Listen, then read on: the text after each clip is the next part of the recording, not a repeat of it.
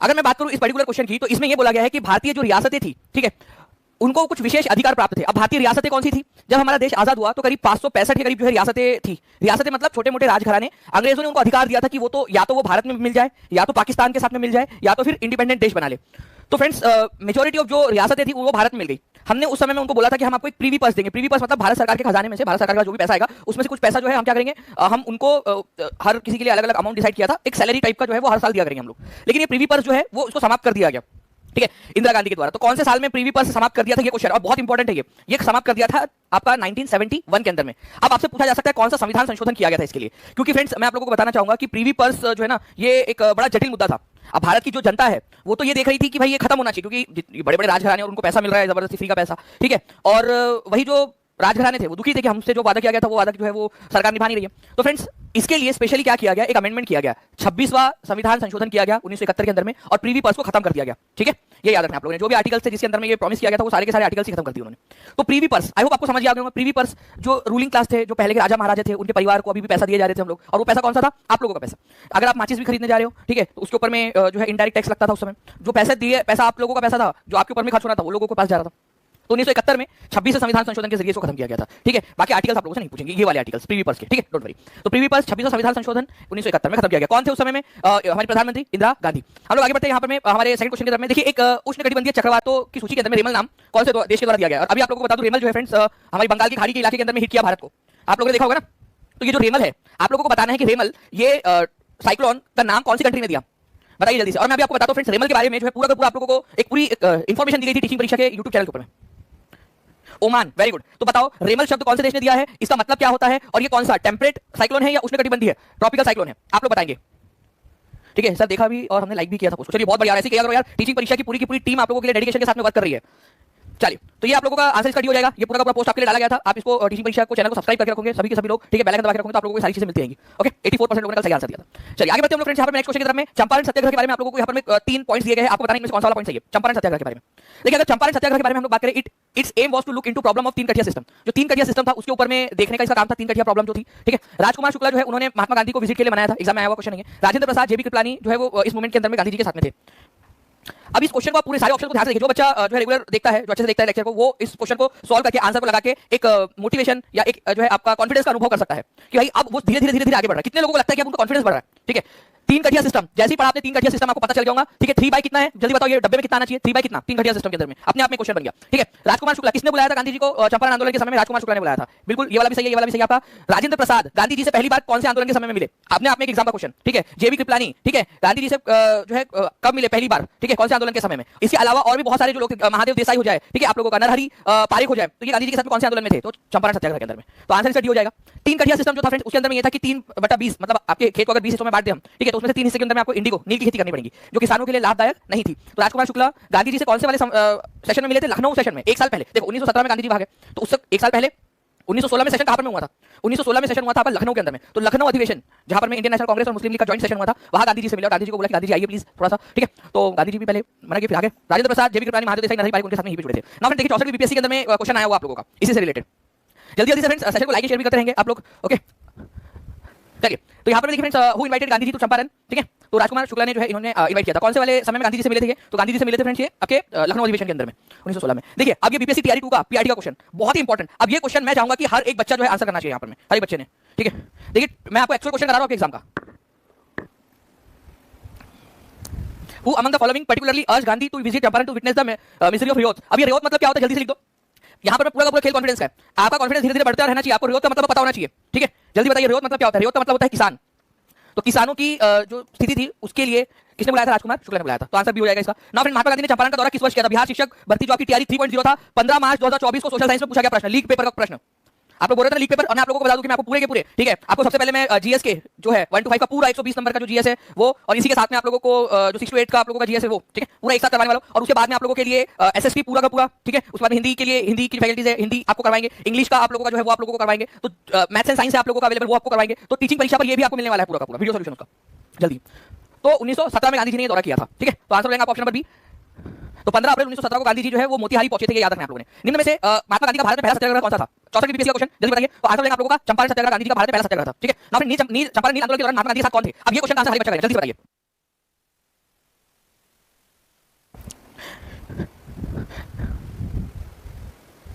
Exam में पूछा गया प्रश्न है आपका, जो बच्चा ध्यान से लेक्चर देख रहा है वो इसका आंसर आराम से कर देगा।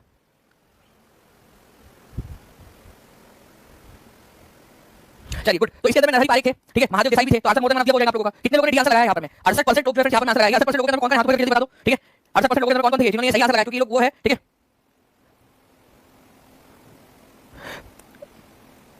निसार आपने जो है ना अपने जो है वो पढ़ाई नहीं की है, इसका मतलब ये, ठीक है, क्योंकि जो अगर किसी ने भी देखा हुआ है तो उसको पता होगा कि बीपीएससी से क्वेश्चन आए हुए हैं, जो बीपीएससी के एग्जाम के अंदर में बीपीएससी डिफरेंस के अंदर में आए हुए हैं, वही क्वेश्चन आप लोगों की टीआरई के अंदर में भी आप लोगों से पूछे जाते हैं, ठीक है। तो ये फर्क है कि सफल होने वाले बच्चों और असफल होने वाले बच्चे साथ दिख जाते हैं कि भाई वो पढ़ते रहते फिर भी क्यों सफल नहीं हो पा रहे वो लोग, ठीक है, वो कारण वो होगा। और मैंने कई बार आप लोगों को दिखाया कि डायरेक्टली जो क्वेश्चन पढ़ाया उसी में से क्वेश्चन आप लोगों का है, देखिए। तो भारतीय राष्ट्रीय कांग्रेस की अधिवेशन में चंपारण समस्या चर्चा का विषय बना। अब ये क्वेश्चन का आंसर आप कैसे बताओ मुझे? भारतीय राष्ट्रीय कांग्रेस की अधिवेशन में चंपारण समस्या जो है बना विषय बना। भारतीय राष्ट्रीय कांग्रेस की अधिवेशन में चंपारण समस्या चर्चा का विषय बना और आंसर आप लोगों को यहां से लगाने हैं पूरे। देखते कितने लोग इसका आंसर लगा पाते हैं प्रॉपर्ली। चैट रेट से समझ में आ जाएगा कितने बच्चे आंसर कर रहे हैं जी। तो आंसर इसका होगा नन ऑफ द अबव। जितने भी बच्चे यहां पर लगा रहे हैं ना ए बी सी और ये चीजें उन सबका गलत है, क्योंकि अभी आपको पता है कि चंपारण जो सत्याग्रह था वो लखनऊ अधिवेशन के अंदर में आप लोगों का हुआ था। लखनऊ अधिवेशन में, ठीक है, 1916 के अंदर में डिस्कस किया गया था। लखनऊ अधिवेशन 1916 में, लखनऊ अधिवेशन 1916 तो यही है यहां पर आप लोगों का। तो आंसर हो जाएगा ऑप्शन नंबर ई। तो जो बच्चा पढ़ के जाएगा वही क्वेश्चन का आंसर कर पाएगा सही से, ठीक है। तो गांधी जी ने, ठीक है, 1916 में लखनऊ में कांग्रेस के 31वें अधिवेशन में चंपारण के किसान के प्रति नीति राजकुमार शुक्ला से बात की थी और उसी के अंदर में जो है कुछ लोग थे जिन्होंने ये मुद्दा भी उठाया था वहां पर में, ठीक है। विटामिन B12 का रासायनिक नाम क्या है, ठीक है, जल्दी बताइए आप लोग। आप लोगों ने वो सॉन्ग सुना होगा फ्रेंड्स कि रांझा रांझा करती मैं, रांझा रांझा करती हुई मैं आपे रांझा हुई, ठीक है ना। तो बस विटामिन B12 जो है एक ऐसा विटामिन आपका जो कोबाल्ट के बिना जिंदा नहीं रह सकता, ठीक है। वो एक कोई था ना यहाँ पर में एक मूवी का बहुत पुराना डायलॉग था कि क्या राज था या क्या था उसका नाम, क्या आज तुम्हारे बिना जी नहीं सकती मर जाऊंगी, वो वाला, ठीक है। तो कोबाल्ट के बिना जो है ना B12 काम नहीं करता, उसको अपना काम करने के कोबाल्ट की जरूरत है। और देखिए उसने अपना, ठीक है, नाम भी कोबालामीन रख लिया B12 का नाम उसके प्यार में, कोबालामीन, ठीक है, कोबाल्ट के प्यार में कोबालामीन। कोबाल्ट के बिना जिंदा नहीं रह सकती, कोबाल्ट के बिना काम नहीं करता वो, ठीक है, कोबाल्ट के बिना काम ही नहीं करता, तो कोबालामीन उसका नाम ही पड़ गया कोबालामीन यहाँ पर में, ठीक है। तो ऐसे भी आप इस पर्टिकुलर पॉइंट पे याद रख सकते हैं कोबालामीन। अब ये थायमिन और नियासिन भी बता दीजिए मुझे यहाँ पर कि किसका किसका नाम है यहाँ पर। मैं आप लोगों को लिस्ट दे रहा हूं पूरी की पूरी, ठीक है। थायमिन जो है किसका नाम है? विटामिन B1 का नाम है, ये याद रखना है। थायमिन लिखो सभी लोग, विटामिन B1 का नाम है, B1 का थायमिन। उसके बाद में आप लोगों का नियासिन किसका नाम है ये भी बता देंगे आप लोग मुझे, जल्दी जल्दी बता दीजिए कौन सा विटामिन है जिसका नाम नियासिन है आप लोगों का। नियासिन किसका नाम है? वेरी गुड, बहुत बढ़िया, ठीक है। तो B3 आंसर आ रहा है आप लोगों का और कोबालामिन B12। तो सारे तीनों लिख दीजिए आपने आप सब लोग। बाकी मैं आप लोगों को रेफरेंस लिस्ट दे रहा हूं, एनसीईआरटी की लिस्ट है।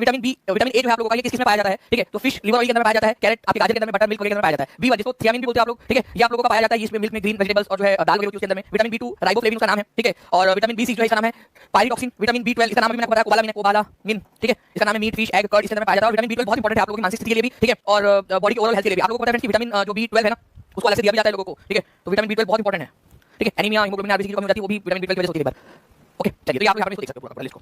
ये लिस्ट आप लोगों को मिल जाएगी फ्रेंड्स, ठीक है। आप लोगों को जो नीचे में आप लोगों का व्हाट्सएप का ग्रुप बनाया है उसके अंदर भी मिल जाएगा आप लोगों को। तिभागा आंदोलन, अब देखिए ये बहुत इंपॉर्टेंट है, तिभागा आंदोलन। जल्दी जल्दी से लाइक भी करते हैं जितने भी लोग देख रहे हैं, ठीक है, ताकि इसी तरीके से और भी बहुत सारे क्वेश्चन आप लोगों को करा दूं, ठीक है। तो सेशन को लाइक करते हैं आप लोग। देखिए तो तिभागा आंदोलन के अंदर में क्या था कि किसान चाह रहे थे कि उनको, देखो पहले क्या था 50-50 होता था, 1/50, ठीक है। तो किसानों ने कहा कि भाई किसान मतलब वो किसान जो दूसरे के खेत पे काम करते थे, तो उन्होंने बोला देखो यहाँ 50% नहीं चाहिए हमको, हमको क्या चाहिए, हमको जो है ज्यादा चाहिए। तिभागा मतलब आधा नहीं चाहिए, 50% नहीं 75% चाहिए। तो तिभागा होता है आप लोगों का 3/4, ठीक है, आप लोगों का, ओके 3/4। और 1/4 जो है वो किसको दिया जाए, 1/4 दिया जाए आप लोगों का इनको, आप लोगों के जो किसान जिनकी जमीन है उन लोगों को। तो इसको बोलते हैं आप लोग तिभागा कि 3 भाग हम लोगों को चाहिए, ठीक है, तिभागा 3/4 हम लोगों को चाहिए। तो किसानों ने तिभागा आंदोलन किया था। इसमें किसान सभा ने उनका ऑलरेडी किसान सभा जो थी उसने सपोर्ट किया तिभागा आंदोलन का 1940 में, बेसिकली चरम पे पहुंच गया था बंगाल में तिभागा आंदोलन, ओके। तो तिभागा, ठीक है, आप लोगों की मांग यहाँ पर वो कर रहे थे, 3 भाग की मांग कर रहे थे। इसके जो है नेता कौन थे, ठीक है, कमपरम सिंह और भवन सिंह इसके नेता थे, इसके लीडर्स थे बेसिकली, ठीक है, कमपरम सिंह और भवन सिंह। आंदोलन की शुरुआत किसने की? Very very very important question for the upcoming exams आप लोगों की। फरेजी आंदोलन ये भी किया था हम लोगों ने रात के अंदर क्वेश्चन सॉल्व, बताइए जल्दी से जी, ठीक है। चलिए फरेजी आंदोलन की बात करें हम लोग यहाँ पर में, तो हाजी शरीयतुल्लाह जो है उन्होंने यहाँ पर शुरू किया था। अच्छा उनके बाद में इस आंदोलन को किसने आगे बढ़ाया, ठीक है, इस पर क्वेश्चन पूछा जा सकता है, ठीक है। तो दादू मियां, ठीक है, दादू मियां जो थे, इनका लड़का था, लड़के का नाम दादू रखा उन्होंने, लड़का कोई बोले मैं शरीयतुल्लाह है, तुम्हारे बेटे का नाम क्या है, तो मेरे बेटे का नाम दादा है। अरे दादा के बेटे का नाम बेटा होना चाहिए, ठीक है। चलिए तो हाजी शरीयतुल्लाह जो थे उनके बेटे का नाम दादू मियां, तो दादू मियां जो थे उन्होंने इस आंदोलन को आगे बढ़ाया, फिर फरेजी आंदोलन को, ठीक है। इन्होंने जो है किसानों से कहा कि टैक्स वगैरह मत दो और जो रेंट था वो मत दो, ठीक है। तो बंगाल की इलाके के अंदर, स्पेशली पूर्वी बंगाल के इलाके के अंदर में आंदोलन काफी प्रसिद्ध रहा, ओके। तो फरेजी ये जो शब्द आया है फर्ज से, फर्ज एक उर्दू भाषा का शब्द, इसका मतलब होता है आपकी ऑब्लिगेशन, आपकी जिम्मेदारियां। तो हाजी शरीयतुल्लाह ने 1819 के अंदर में आंदोलन शुरू किया था, ठीक है, बंगाल के इलाके में, स्पेशली बंगाल भी, वो भी ईस्टर्न बंगाल के इलाके में, ठीक है। दूदू मियां या दादू मियां जो कि बेटे का नाम था। तो आपको बता दूं फ्रेंड्स कि दोनों ही नाम आते, कल भी बताया था मैंने, और जो बच्चे एमए में थे उन लोगों की रिवीजन भी हो रही है यहाँ पर में कंटीन्यूअसली, ठीक है। तो आपको रिवीजन होती रहनी चाहिए, ठीक है। बहादुरपुर करके जगह है, आज भी वो जगह आप लोगों को मिलेगी बांग्लादेश के अंदर, क्योंकि पूर्वी बंगाल का इलाका था वहां पर में ये दादू मियां जो चलाते थे काम करने से। अब देखिए ये क्वेश्चन आप लोगों का, ठीक है, बताइए फरेजी विलों का नेता कौन था?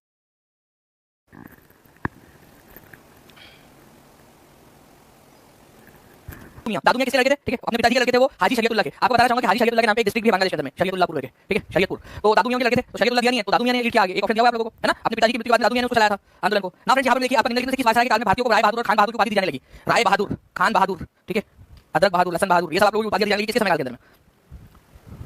और भारतीय लोग बड़े से खुश भी हो जाते थे। जी, तो ये वो तुम्हारे चाचा का जो लड़का था ना, लॉर्ड लिटन, उसके समय काल के अंदर में जाने लगी। ठीक है, ये लॉर्ड लिटन के समय में क्या क्या हुआ? लॉर्ड लिटन के समय में आप लोगों को पता है फ्रेंड्स कि दिल्ली दरबार भराया गया था। वर्नाकुलर प्रेस एक्ट 1878 के समय में हुआ। आर्म्स एक्ट अमेंडमेंट जो था 1878 का, उसी इन्हीं के समय में हुआ था, जिसमें भारतीयों के हथियार से मना कर दिया गया। ठीक है, सिविल सर्विसेज की एज घटा दी गई, 21 साल 19 साल कर दी गई। इसने ये भी नहीं सोचा, ये भाई ने भाई माना कि यार तुम्हारे को कोई जो है तुम्हारी शादी जो तुम्हारे मम्मी पापा ने बचपन में फिक्स कर दी होंगी। हमारे इंडिया में क्या होता है ना, लड़के का दिल टूटता 18 साल की उम्र में। ठीक है, लड़के का दिल 18 साल की उम्र में टूटता, 16 17 18 साल की उम्र में टूटता उसका दिल। 2 साल तक जो है उसको समझने में लगते हैं। ठीक है, 22 23 साल का होता तब जाके उसको समझ में आता कि भाई यार अब क्या करें, कुछ तो करना पड़ेगा। ठीक है, फिर 24 25 साल की उम्र में वो कोई एग्जाम की प्रिपरेशन करके जॉब पे लगता हो। ठीक है, अब तुम बोल रहे हो 19 साल के अंदर में लग जाए, मतलब क्या करें हम लोग। ठीक है, दिल ना टूटा है। ठीक है, तो लॉर्ड लिटन जो था समय में हुआ था, राय बहादुर, खान बहादुर। चलिए भाई आंसर बहादुर लोग जल्दी जल्दी से आंसर आपको करते रहेंगे। तो जितने भी आंसर बहादुर है आंसर करते जल्दी जल्दी से। तो आप लोगों को भी आंसर बहादुर की उपाधि देता हूं मैं। लॉर्ड लिटन ने भारतीय आधार पर प्रेस की स्वतंत्रता को किस वर्ष प्रतिबंधित किया था? बिहार शिक्षक भर्ती तैयारी का लीजिए आपका क्वेश्चन, ओरिजिनल क्वेश्चन। तो आप देख पा रहे हो जो पढ़ाया था ना वही आया आप लोगों के पेपर के अंदर में। ये क्वेश्चन कब से आप लोगों को आपको बता रहा था, देखिए 15 मार्क्स को लीक पेपर के अंदर में था, मैंने लिख नहीं किया पेपर, लेकिन ठीक है जल्दी जल्दी से आंसर करिए आप सभी लोग। चलिए बहुत बढ़िया फ्रेंड्स, आप लोगों के आंसर आ रहे हैं 1878 के अंदर, 1878 के अंदर में ये जो है आप लोगों को हुआ था। और किसने किया था? लॉर्ड लिटन ने। ठीक है, लॉर्ड लिटन के जितने भी कार्यक्रम हैं आप लोगों को बता दिया मैंने। ठीक है, चलिए तो ये इसका correct answer. When did Gandhi start quit India movement? ठीक है, तो क्विट इंडिया मूवमेंट की शुरुआत चलिए पोल के अंदर भी आंसर कर दो, लाइक शेयर करते हो यार सभी लोग जल्दी जल्दी, तभी मजा आएगा आप लोगों को और भी बढ़िया तरीके से पढ़ाने में।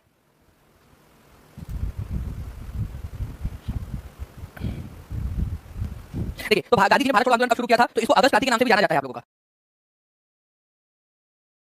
ठीक है, तो अगस्त क्रांति, और वो भी कब हुई थी? 1942 के अंदर में। तो आंसर रहेगा आप लोगों का। ठीक है, ऑप्शन नंबर सी। अभी भारत छोड़ो ये नारा किसने दिया था ये आप लोगों को बताना है। आप लोगों को मैं बार-बार रिवीजन इसलिए करवा रहा हूं ताकि आपको याद होता जाए। तो भारत छोड़ो का नारा किसने दिया था ये आप लोगों को कमेंट करके बताएंगे। भारत छोड़ो का नारा किसने दिया था? तो आंसर जो है फ्रेंड्स आप लोग कमेंट करके बताएंगे। भारत छोड़ो आंदोलन को अगस्त आंदोलन के नाम से जाना जाता है। 8 अगस्त 1942 को गांधी जी ने स्टार्ट किया था बॉम्बे से। Heroine of quit India movement किसको कहते हैं? Heroine of quit India movement. तो heroine of quit India movement कहते हैं आपको अरुणा आसफ अली को। ठीक है, इन्होंने ग्वालियर टैंक मैदान के अंदर में झंडा फहराया था। ठीक है, जब बाकी सारे नेताओं को अरेस्ट कर लिया गया था तब। गांधी जी है क्या कहीं पे? गांधी जी इधर में, चलिए कोई बात नहीं, गांधी जी भी इधर उठा लेते हैं। गांधी जी को अरेस्ट कर लिया गया था क्विट इंडिया मूवमेंट के समय में, और कहां रखा गया था उनको? अरेस्ट करने के बाद में इनको रखा गया था फ्रेंड्स आपका, ठीक है, आगा खान पैलेस के अंदर में। आगा खान पैलेस, हाँ बढ़िया सुंदर सा पैलेस है, पूरा महल टाइप का पैलेस पुणे के अंदर में। ठीक है, वहां रखा गया था उनको। अभी मैं एक बार विजिट भी किया आगा खान पैलेस को, मैंने वहां देखा पूरा उनकी जो स्मृतियां थी पूरी गांधी जी की, कैसे कैसे हुआ है उनकी जिंदगी के कुछ बहुत ही बढ़िया वाले लम्हे वहां पर उन्होंने गुजारे आगा खान पैलेस के अंदर। ठीक है, भारत छोड़ो प्रस्ताव पास किया गया था बॉम्बे में, कांग्रेस द्वारा भारत छोड़ो प्रस्ताव पास किया गया था। अब देखिए बॉम्बे के अंदर में पास किया गया था, ऑब्वियसली बात है कि ये उसके कुछ दिन पहले ही पास किया गया होगा जब आंदोलन होना था। जी, तो 8 अगस्त को स्टार्ट हुआ था आप लोगों का। ओके, तो भारत छोड़ो का प्रस्ताव पास किया गया था, ये आप लोगों को बताना है। आपका तो भारत छोड़ो मुंबई में कांग्रेस द्वारा भारत छोड़ो का प्रस्ताव पास किया गया आप लोगों का 8 अगस्त को। यही से फ्रेंड्स आप लोगों का माना जाता है कि भारत छोड़ो आंदोलन की शुरुआत हुई। एक्चुअली में हुआ क्या था मैं आप लोगों को बताता हूं। देखिए 14 जुलाई 1942 को पहले ये वर्धा के अंदर में पास हुआ, वर्धा में। ठीक है, अगर आपसे बोला जाए वर्धा में कब पास हुआ था? ठीक है, सेवाग्राम वर्धा में। ठीक है, तो ये हुआ था 14 जुलाई 1942 को। उसके बाद में जो फ्रेंड्स 8 अगस्त को 1 अगस्त को, ठीक है, बॉम्बे में बैठे ये लोग 1942 के अंदर में, और बोला कि भाई अब चलो, ठीक है, उठते हैं, खड़े होते हैं और आंदोलन शुरू करते हैं। उसी दिन रात में जो है सबको उठा लिया गया। सच में उन्होंने उनके उठने के पहले कांग्रेस ने उठा लिया सबको। ठीक है, तो 8 अगस्त 1942 को ये प्रस्ताव पास किया गया था बॉम्बे की बैठक के अंदर। 14 जुलाई को वर्धा के अंदर पास किया गया था, ये आप लोगों ने याद रखना है। ठीक है, देखिए आप लोगों का टीआरई 3.0 का क्वेश्चन सोशल साइंस के अंदर में पूछा गया 15 मार्च 2024 को लीक पेपर के अंदर में।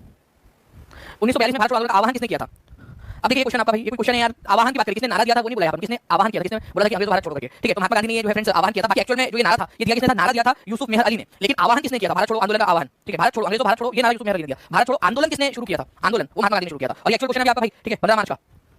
ठीक है ना, भारत में ब्रिटिश साम्राज्य का संस्थापक कौन था? भारत के अंदर ब्रिटिश साम्राज्य का संस्थापक किसको माना जाता है फ्रेंड्स? ठीक है, तो देखिए एक्चुअल में भारत में ब्रिटिश साम्राज्य का संस्थापक माना जाता है लॉर्ड क्लाइव को। क्यों? क्योंकि जो है ना बैटल ऑफ प्लासी हुई थी, बैटल ऑफ प्लासी। ठीक है, ये हुई थी आप लोगों के 1757 के अंदर में। और इस युद्ध के अंदर में जो है पहली बार जो सिराजुद्दौला था उसको हराकर अंग्रेजों ने अपना पपेट किंग मीर जाफर बिठा दिया था। ठीक है, पपेट नवाब। उसके बाद में 1765 के अंदर में आपका 1765 के अंदर में इलाहाबाद की संधि के तहत, ठीक है, ब्रिटिश ईस्ट इंडिया कंपनी थी उसको दीवानी अधिकार दिलाने में रॉबर्ट क्लाइव का हाथ था। उसी ने ये नेगोशिएशन किए थे मुगल सम्राट शाह आलम द्वितीय के साथ में कि हमको जो है अधिकार दे दो करके। तो फ्रेंड्स ब्रिटिश साम्राज्य संस्थापक किसको माना जाता है? अगर क्वेश्चन आ जाए तो लॉर्ड क्लाइव। और बीपीएससी के 66 बीपीएससी के जब क्वेश्चन आया था तभी इसका आंसर भी जो आप लोगों का सी ही माना गया था। ठीक है, तो C is the right answer. Jallianwala Bagh हत्याकांड किस दिनांक को हुआ था?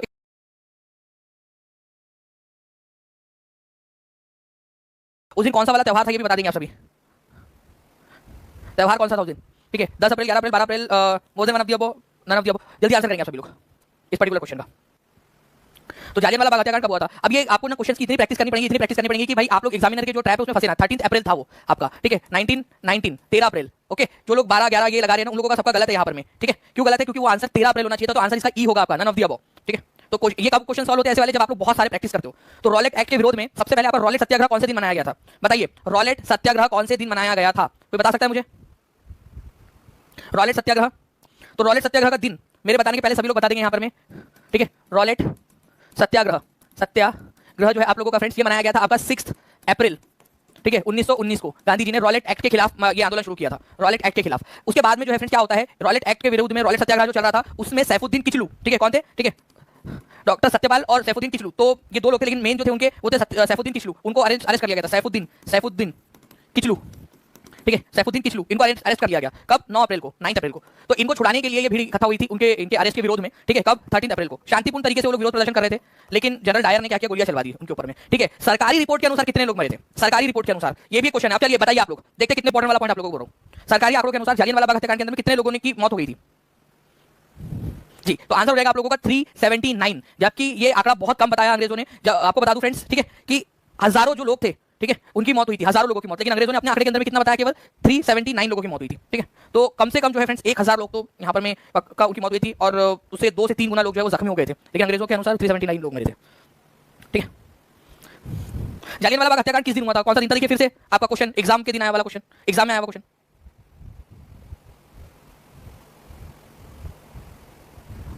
जालियनवाला बाग हत्याकांड कौन से दिन हुआ था?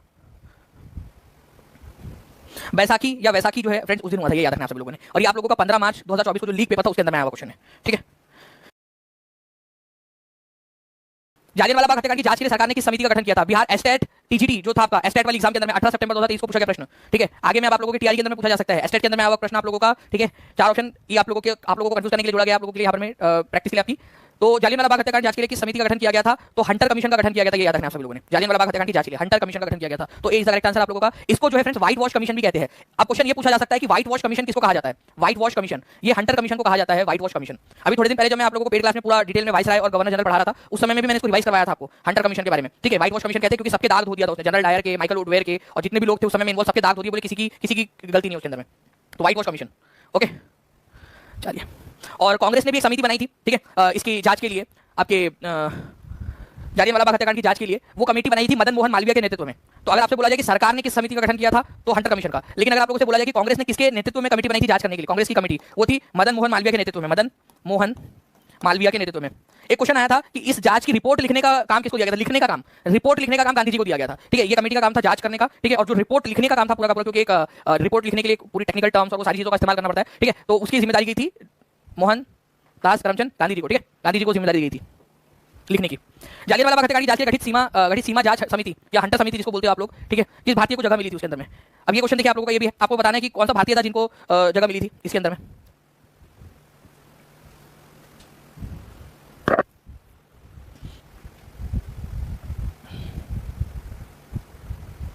देखिए इसके अंदर में जो है फ्रेंड्स 2 भारतीय लोग भी थे, ठीक है। जो आप लोगों का हंटर कमीशन बना था ना, उसमें 2 भारतीय लोग थे। एक थे फ्रेंड्स यहाँ पर में चिमनलाल, ठीक है, हरिलाल सीतलवाड़, ठीक है। तो सर चिमनलाल हरिलाल सीतलवाड़ थे, ठीक है, एक व्यक्ति जो भारतीय थे, और एक थे पंडित जगत नारायण। तो पंडित जगत नारायण, ये 2 ऐसे लोग थे फ्रेंड्स जो भारतीय थे और इस कमेटी का भी हिस्सा थे, ठीक है। इन्होंने अपना विरोध जताया, लेकिन इनके विरोध से कुछ नहीं होता ना, यहाँ पर में मेजोरिटी में तो ब्रिटिशर्स ही थे, तो मोर देन वन ऑफ दी, अब आंसर हो जाएगा आप लोगों का, D is the correct answer, ठीक है। तो चिमनलाल हरिलाल सीतलवाड़ और पंडित जगत नारायण दोनों को इस समिति का हिस्सा बनाया गया, लेकिन इस समिति के अंदर में अंग्रेजों की मेजोरिटी होने के कारण जो है फ्रेंड्स, ठीक है, इन लोगों की कुछ चली नहीं, जो क्योंकि डिसीजन तो मेजोरिटी से लेना होता है, ठीक है, कमेटी के अंदर में कोई भी। तो इस कमेटी के अंदर में डिसीजन मेजोरिटी से हुआ, और हमारे चिमनलाल और जगत नारायण जो थे उन्होंने कुछ कर नहीं पाए वो लोग उसके अंदर में ज्यादा कुछ भारतीयों को न्याय दिलाने के लिए। तो अंग्रेजों ने केवल और केवल जो है क्या किया था, नाम मात्र के लिए रखा है, इनको रखा था। तो लिख दीजिए आप लोग कौन से 2 लोग थे इसके अंदर में इंडियन मेंबर्स के रूप में जिनको शामिल किया गया था हंटर कमीशन के अंदर में, ठीक है।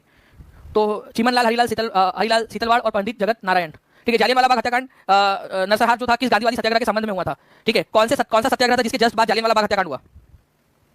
जालियनवाला बाग हत्याकांड हुआ उसके वो कौन से इसके जस्ट बाद हुआ था, ठीक है। तो देखिए जालियनवाला बाग हत्याकांड हुआ 13 अप्रैल को, ठीक है। इसकी पूरी की पूरी कहानी आपको बताया मैंने, 1919 में हुआ था, ठीक है। उससे पहले 6 तारीख को क्या हुआ था आपका? रॉलेट सत्याग्रह, 6 अप्रैल। देखो ये तारीख याद रखनी है आप लोगों ने, 6 अप्रैल 1919 को, ठीक है। कौन सा रॉलेट सत्याग्रह हुआ था? इसको day of humiliation and prayer. Bharat का पहला अखिल भारतीय संघर्ष कौन सा था? एनसीईआरटी लाइन है, रॉलेट सत्याग्रह भारत का पहला अखिल भारतीय सत्याग्रह था, पूरे इंडिया में एक साथ एक दिन मनाया गया 6 अप्रैल 1919 को, ठीक है। उसके बाद में क्या होता है आपका 9 तारीख को सैफुद्दीन किचलू जो थे उनको अरेस्ट कर लिया गया था 9 अप्रैल 1919 को। उसके विरोध में 13 अप्रैल को जालियनवाला बाग में अमृतसर के अंदर लोग इकट्ठा हुए थे जिन पर गोलियां चला दी गई थी, ठीक है। और सरकारी आंकड़ों के अनुसार कितने लोगों की मौत हुई थी? चलिए ये भी क्वेश्चन बता दीजिए आप सभी लोग, सरकारी आंकड़ों के अनुसार कितने लोगों की मृत्यु हुई थी? निम्नलिखित में से कांग्रेस का कौन सा अधिवेशन था, ठीक है, जिसमें कांग्रेस स्वराज पार्टी का गठन किया गया था? देखिए फ्रेंड्स हुआ क्या था कि गांधी जी ने जो है ना घोषणा कर दी थी, ठीक है, 1922 के अंदर में कि वो नॉन कॉपरेशन मूवमेंट जो है उसको बंद कर रहे हैं, असहयोग आंदोलन जो है उसको बंद कर रहे हैं। काफी सारे नेता गांधी जी से सहमत नहीं थे इस मामले में, ठीक है।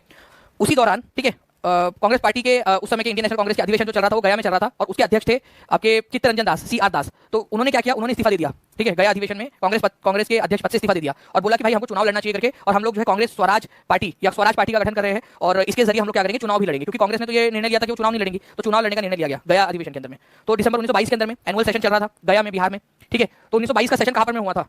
कांग्रेस का गया में हुआ था, ठीक है। उसके अध्यक्ष कौन थे? चित्तरंजन दास। उन्होंने अपना रिजिग्नेशन दे दिया और स्वराज पार्टी की स्थापना की उन्होंने, क्योंकि उनकी बात नहीं मानी जा रही थी चुनाव लड़ने वाली, और वो चाहते थे कि चुनाव लड़ा जाए, ठीक है। वाले किस नदी को दक्षिण गंगा के नाम से जाना जाता है? ठीक है, मैं आपको एनसीईआरटी का प्रूफ दिखाना चाहता हूँ यहाँ पर मैं, इसके लिए क्योंकि मैक्सिमम जो लोग हैं, ठीक है, उन लोगों को इसमें डाउट रहता है। ठीक है, तो मैं डायरेक्टली हाथ कंगन को आरसी क्या, पढ़े लिखे को फारसी क्या टाइप का आप लोगों को एनसीईआरटी की वेबसाइट से प्रूफ दिखाता हूँ। ठीक है, डायरेक्ट टेंशन ही नहीं।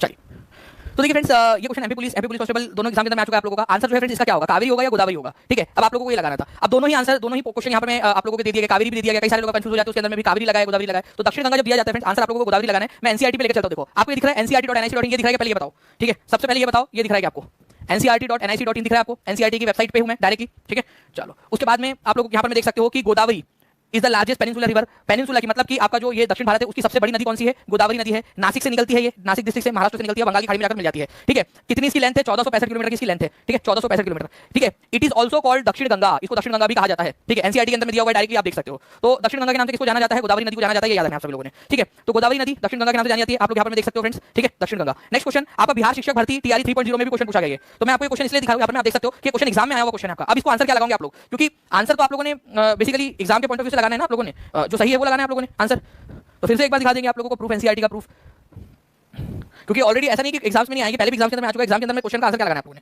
ठीक है, तो दक्षिण गंगा के नाम से जाना जाता है, ये 15 मार्च को लीग वाले पेपर में था। तो गोदावरी इज द आंसर आप लोगों का, बी इज द आंसर। और फिर से देखिए आप लोग, ठीक है, एनसीईआरटी की वेबसाइट, एनसीईआरटी आप लोगों का डायरेक्टली, और दक्षिण गंगा, ठीक है, किसको कहा गया है? गोदावरी को कहा गया है आप लोगों का। गोदावरी की चलो आप लोग यहाँ पर मैं ये बता दो कि इसकी लेंथ कितनी है, आप लिख दो गोदावरी और उसकी लेंथ लिख दो आप लोग। चलो गोदावरी नदी की लेंथ लिख देंगे सभी लोग जल्दी जल्दी से, क्योंकि ये क्वेश्चन आप लोगों से पूछा जाने की संभावना है। जब ये क्वेश्चन आया है मतलब एग्जामिनर के पास में ये पेज होगा, वो इसका क्वेश्चन पूछा जाएगा आप लोगों से। ठीक है, चलिए फ्रेंड्स, नेक्स्ट क्वेश्चन आप लोगों का, हुंडरू फॉल्स जो है आपका कौन से प्लेटू के ऊपर में है? बताइए कौन से पठार पर है हुंडरू जलप्रपात? ठीक है, डायरेक्ट ये तो बहुत बढ़िया भी है आप लोगों का, हुंडरू जलप्रपात बताइए।